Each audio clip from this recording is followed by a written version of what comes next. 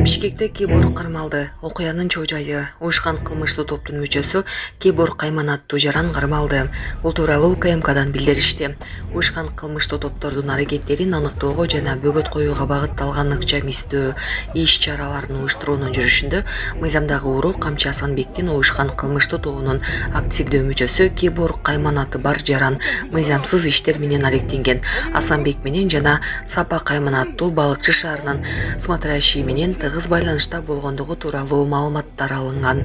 Тактап айтканда ал урлардын казынасын толтуруу жана жеке баюу максатында тапанча колдонуп, убузалап акча талап кылган жана мыйзамсыз түрдө олуттуу финансылык каражаттарды жана кыймылдуу мүлктөрдү ээлеп алгандыгы аныкталган. Кылмыш жаза кодекстин 208 беренесинин 3-бөлүгүнүн негизинде кылмыш иши козголду. 4-сентябрында Бишкек шаарынын аймагында тиешелүү иш-чараларды жүргүзүү учурунда ал кармалып, анын жанынан Макаров системасынын травматикалык тапанчасы табылып алынган.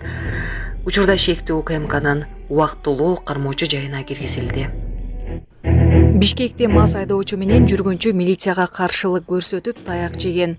Бишкектин милициясы кайгылуу кызматкерлери эки жаранды күч колдонуп кармап жатканы тартылган видео боюнча түшүндүрмө берди. Милициянын маалыматы боюнча окуя 3-сентябрда түнгө жуук болгон. Кайгылуу кызматкерлери Махатма Ганди көчөсү менен бараткан Nissan Primera унаасын токтоткон, айдоочу токтогон эмес. Мындан улам кайгылуу кызматкерлери алардын артынан түшүп, айланма жолдогу май куюучу жайдан кууп кеткен. Унаа токтотулгандан кийин айдоочу менен жүргүнчү мас экенин көрүп, айдоочуну текшерүүдөн өткөрүү үчүн наркология борборуна алып кетели деген. Бирок айдоочу менен жүргүнчү милиционерлерге баш ийбей, албуттана баштаган. Ага байланыштуу кайгылуу кызматкерлери күч колдонгон. Соңунда айдоочу текшерүүдөн өткөрүлүп, ичимдик ичкени аныкталган.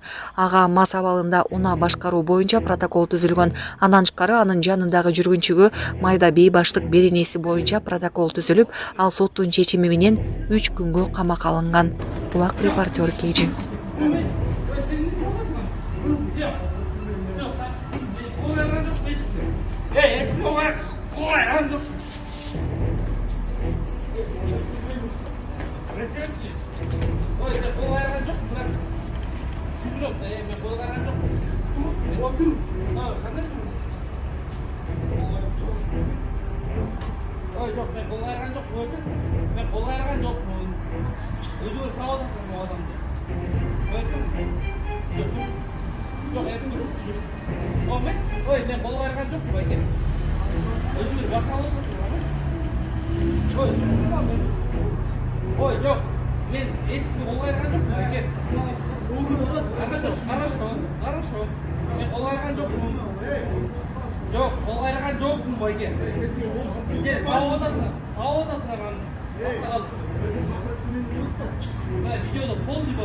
Мен эртеден бери тартып атам, ким биринчи кол салганын. Бүт камера биякта, заправка камера тур, кеткиле, аз милиция чакырам дейт. Силер эмне милицияларга кол көтөрүп атасыңар? Мен эртеден бери тартып турам го, жантан бери силер келип токторуңар менен. Эмне жалган сүйлөп атасыңар? Баш ийгиле да мыйзамга баш ийбейсиңер, мас экенсиңер.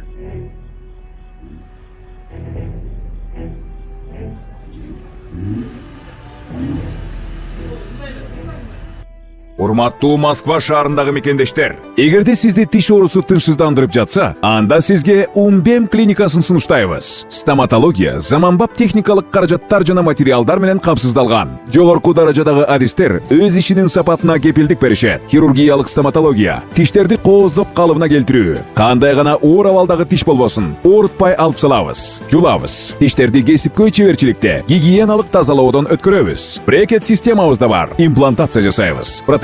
Металлокерамика, цирконий жана башка түрлөрдү колдонуу менен сиз каалаган сапатта тиштериңиздерди оңдоп түзөп, салып жана тазалап беребиз. Биздин дарек Москва шаары, ВДНХ метросу, Кондратюка көчөсү 2, байланыш номеру +7 925 103 22 55. Көпөлөктөрдү кармоо жүрүп жатат. Притон көпөлөк аталышындагы профилактикалык иш-чара өткөрүлүүдө. Бул тууралуу Ленин райондук басма сөз кызматы билдирет. 2024-жылдын 6-7 сентябрь күндөрү Бишкек шаарынын аймагында Притон көпөлөк аттуу профилактикалык иш-чара өткөрүлүп жатат. Милиция кызматкерлери сексуалдык кызмат көрсөткөн кыздар иштеши мүмкүн болгон жерлерди текшерүүдө. Адатта алар сауналар, мейманканалар, ижарага алынган батирлер. Бир түнү милиция бөлүмүнө сексуалдык кызмат көрсөткөн 8 кыз жеткирилген. Бирдей кетсек, милиция кызматкерлери тарабынан интимдик кызмат көрсөткөн адамдарды жана сойкуканаларды кармоого тиешеси бар жарандарды аныктоо боюнча иштер улантылып жатат. Бишкекте кеңседен сейфтен $52,000 уурдаган шектүү кармалды. Бишкек шаарында оорулукка шектелип 30 жаштагы жаран кармалды. Бул тууралуу бүгүн 6 сентябрда Свердлов райондук ички иштер башкармалыгынан билдирди. Маалыматка ылайык 27 июлда милицияга жаран арыз менен кайрылган. Ал 26 июль күнү белгисиз адам Чүй көчөсүнө жайгашкан кеңселердин биринин терезесин сындырып кирип, сейфтин ичиндеги $40,000 жана 960 000 сом акча каражатын уурдап кеткенин айткан. Бул факты уурдоо негизинде кылмыш иши козголгон. Шектүү катары 1994-жылы туулган жаран кармалып, убактылуу кармоочу жайга киргизилген. Учурда тергөө иштери уланууда. Булак Супер KG. Ош шаарында эркек киши мурдак аялын сабап салган. Бул тууралуу шаардык милициядан билдиришти.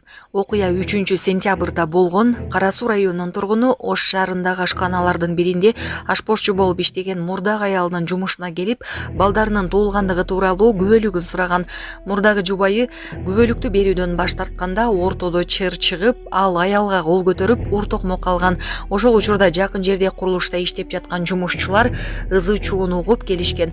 Жумушчулар аларды бөлүштүрүп, эркек кишини сабап салышкан. Натыйжада ал эркек ооруканага түшкөн. Ур токмок жеген аял да бейтапканага жаткырылган. Бул окуяга байланыштуу аял мурдагы күйөөсүнүн үстүнөн милицияга арыз жазган. Ошондой эле эркек киши мурдак аялына болушуп, аны сабаган жарандын үстүнөн арыз жазып, милицияга кайрылган. Алардын экөөнүн алган жаракаттарын аныктоо үчүн соттук медициналык экспертиза дайындалган. Анын жыйынтыгы менен мыйзамга ылайык чечим кабыл алынат. Милициянын маалыматы боюнча, мурдагы жубайлар 4 жыл мурда ажырашып кеткен. Ортодо 4 баласы бар. Булак репортер KG.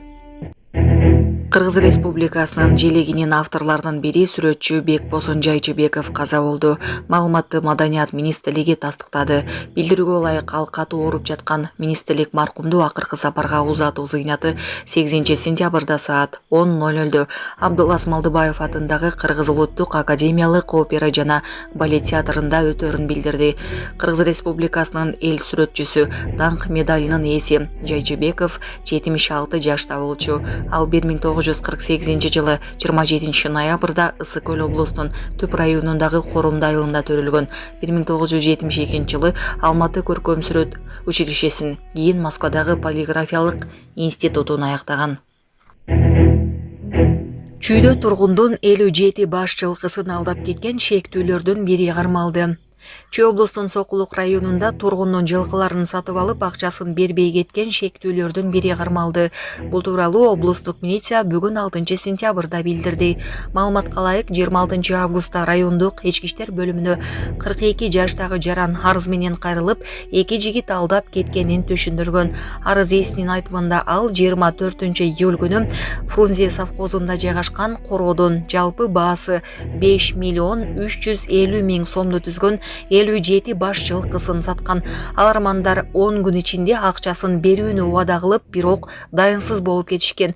Бул факты алдамчылык негизинде кылмыш иши козголгон. Аталган кылмышка шектүүлөрдүн бири катары 22 жаштагы жаран кармалып, убактылуу кармоочу жайга киргизилген. Учурда тергөө иштери уланууда. Булак Супер KG. Махачкалада травматикалык тапанчадан ок атылды. Махачкаланын борборундагы компьютердик клубдун жанында травматикалык тапанчадан ок атылып жабыркагандар бар. Бул тууралуу чет элдик басылмалар билдиришти.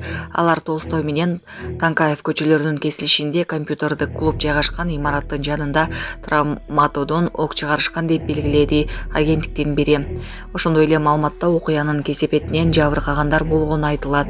Булак Супер KG. 6 сентябрь журналисттер Украинадагы согушта 26 кыргызстандык набыт болгонун такташты. BBC'nin орус кызматы жана медиа зона басылмасы Украинадагы согушта кеминде 68 миңдей орусиялык аскердин өмүрү кыйылганын ырасташты. Журналисттер ачык булактардан алынган маалыматтар аркылуу набыт болгондордун аты жөндөрүн такташкан. Арасында 26 кыргызстандык жаран аныкталган. Анан тышкары Өзбекстандын 47, Тажикстандын 51 жаранынын тек жайы ырасталган. Жалпы журналисттер Украинада орус тарапта согушуп жүргөн 265 чет элдик окуу чыкканын бышыкташкан. Украинадагы согушта каза тапкан кыргызстандыктар тууралуу расмий маалымат жок экенин эскертебиз. Азаттык буга чейин Украинадагы согушка барып, окко учкан кеминде 10дон ашуун кыргызстандыкты тактаган. Булак Азаттык. Орузайым Нарматова Аскар Акаевка экс-президент макамын кайтарууга кескин каршы пикирин билдирди.